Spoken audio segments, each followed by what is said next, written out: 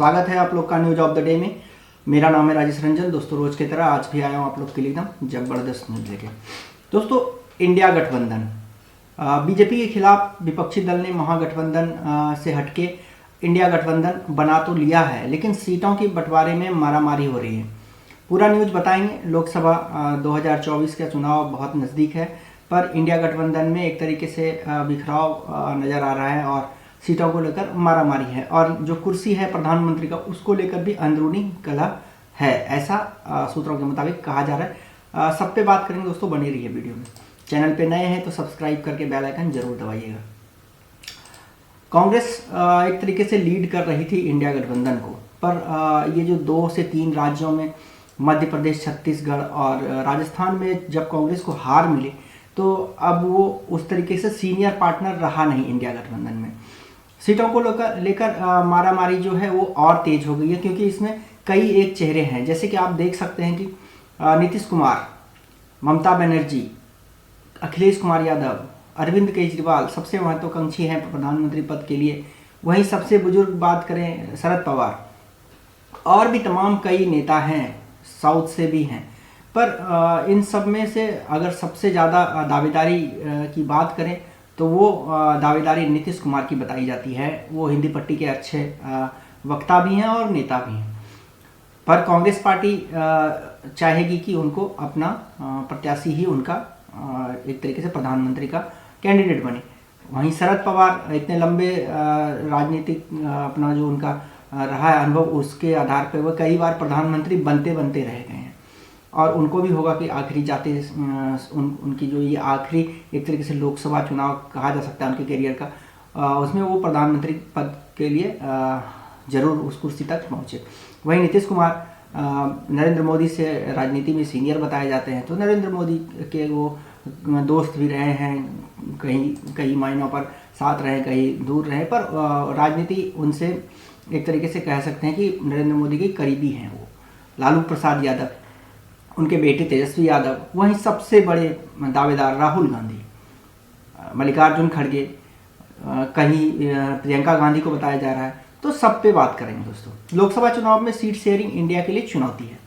अब क्या चुनौती है? लोकसभा 2024 चुनाव में भाजपा से मुकाबले के लिए कांग्रेस और इंडिया गठबंधन 28 दलों के बीच सीट शेयरिंग बड़ी चुनौती साबित हो सकती है। लोकसभा में कांग्रेस के बाद प्रमुख विपक्षी दल टीएमसी के सुप्रीमो ममता बनर्जी ने कहा कि पश्चिम बंगाल में उनकी पार्टी भाजपा से सीधी टक्कर है और वह कांग्रेस को वहां सीट देना नहीं चाहती है। तो इसका सीधा मतलब है कि मतभेद, वो कांग्रेस के साथ सीट शेयर वहां करना नहीं चाहते, क्योंकि ममता बनर्जी सीधे अपने आप को प्रतिद्वंदी मानती है बीजेपी के सामने। उधर महाराष्ट्र में शिवसेना, उद्धव ठाकरे के गुट के सांसद और प्रवक्ता संजय राउत ने भी शुक्रवार को कहा कि लोकसभा चुनाव में 23 सीट पर शिवसेना लड़ रही है। तो वहाँ पे भी आप एक तरीके से 40 सीट के करीब है, तो उसमें 23 सीट अगर शिवसेना लड़ती है तो वहाँ पर भी एक तरीके से सीट शेयरिंग में मतभेद सामने आ सकता है, क्योंकि फिर वहाँ पे शरद पवार को सीट चाहिए, कांग्रेस को सीट चाहिए। तो देखना होगा कि महाराष्ट्र में क्या होता है, पर यहाँ थोड़ा सा ठीक ठाक मामला फिर भी है। वहीं न्यूज एजेंसी ANI ने शुक्रवार को सूत्रों के हवाले से बताया कि कांग्रेस पार्टी इंडिया गठबंधन के 28 दलों से सीट शेयरिंग पर जनवरी के अगले हफ्ते में बातचीत शुरू कर देगी। यह जानकारी कांग्रेस ने 139वें स्थापना दिवस 28 दिसंबर के ठीक एक दिन बाद पार्टी ने इस दिन नागपुर के लोकसभा चुनाव का एक तरीके से आगाज कर दिया है। टीएमसी चीफ और पश्चिम बंगाल की सीएम ममता बनर्जी ने 28 दिसंबर को राज्य में अकेले लोकसभा चुनाव लड़ने की इच्छा जाहिर की। उन्होंने उत्तर परगना में एक रैली के दौरान ममता ने कहा कि हम बीजेपी को सबक सिखाना चाहते हैं, किसी अन्य पार्टी को नहीं। बंगाल में टीएमसी की सीधी टक्कर बीजेपी से। इंडिया ब्लॉक देश के सभी सीटों पर एक साथ चुनाव लड़ेगी। सीट शेयरिंग के मुद्दे पर सभी पार्टियों से खुले मन से बात की जाएगी। वहीं संजय राउत ने शिवसेना को महाराष्ट्र में बड़ा दावेदार बताया और उन्होंने 23 सीटों पर शिवसेना की एक तरीके से दावेदारी अपनी तरफ से रखा है। अब देखते हैं कि शिवसेना को कितना सीट वहां मिलता है, क्योंकि उद्धव की शिवसेना अब इतनी ताकतवर रही भी नहीं है महाराष्ट्र में। केजरीवाल ने पंजाब की सभी 13 सीटें मांगी है। अब यहाँ पे मामला फंसता नजर आ रहा है। कांग्रेस भी पंजाब में मजबूती से लोकसभा चुनाव या राज्य और या फिर विधानसभा सभी चुनाव वहाँ पे मजबूती से लड़ते आई है और इससे पहले कांग्रेस ही वहाँ सत्ता में थी राज्य में। तो कांग्रेस भी यहाँ पर भी सीट चाहेगी। और हरियाणा और पंजाब, वहीं दिल्ली समेत 3 राज्यों में केजरीवाल की पकड़ अच्छी बताई जाती है।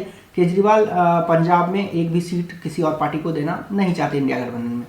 यहाँ पर मामला फंसता नजर आएगा क्योंकि केजरीवाल एक तरीके से हट्टी नेता माने जाते हैं। दिल्ली में कांग्रेस और आप के बीच फंसेगी पेंच। दिल्ली में भी 7 लोकसभा सीट है और यहाँ पर भी अरविंद केजरीवाल चाहेंगे कि उनको पूरी सीटें मिले। वहीं कांग्रेस भी काफ़ी मजबूत है दिल्ली में, तो क्योंकि बीजेपी से उनकी सीधी टक्कर होती है। ये तो रही दिल्ली और पंजाब की, जहाँ पे आम आदमी पार्टी और कांग्रेस में सीधी टक्कर है और आम आदमी पार्टी चाहेगी कि उनको सभी सीटें मिले। बिहार में लोकसभा की 40 सीटें हैं। कैसे होगी सीट का बंटवारा?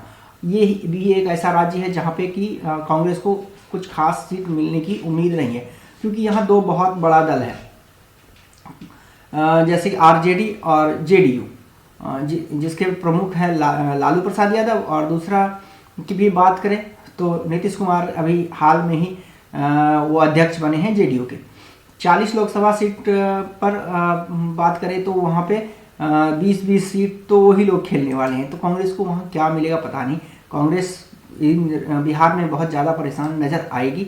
यहाँ पे लोकसभा चुनाव में सीट की बंटवारा किस प्रकार से होगा, इस पर एक तरीके से अभी कुछ भी नहीं कहा जा सकता।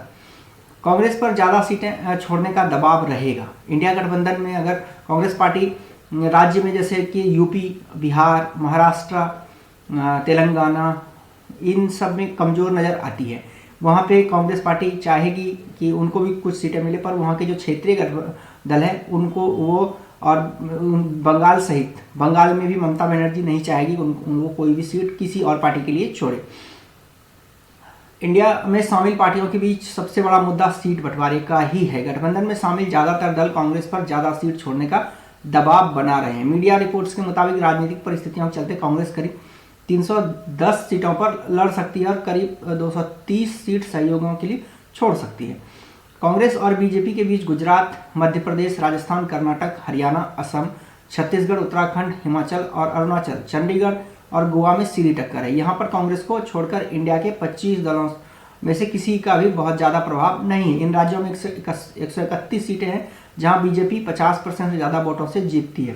यानी इन सभी सीटों पर इंडिया के बजाय कांग्रेस को ही जोर लगाना होगा। जहाँ पे कांग्रेस से बीजेपी की सीधी टक्कर है वहाँ पे कोई और पार्टी है भी नहीं, तो ये कांग्रेस के लिए एक बड़ी चुनौती है, क्योंकि कांग्रेस और बीजेपी की जहाँ टक्कर सीधी होगी वहाँ बीजेपी बाजी मार जाती है, और जहाँ पे बीजेपी से सीधे टक्कर नहीं है वहाँ कांग्रेस को सीट मिलने की उम्मीद बहुत कम है। या फिर कांग्रेस पार्टी अकेले पूरे देश में चुनाव लड़े, नहीं तो इंडिया गठबंधन में उनको कुछ जैसे बंगाल, बिहार और उत्तर प्रदेश, पंजाब, वहीं हरियाणा में भी उन्हें दिक्कत का सामना करना पड़ेगा।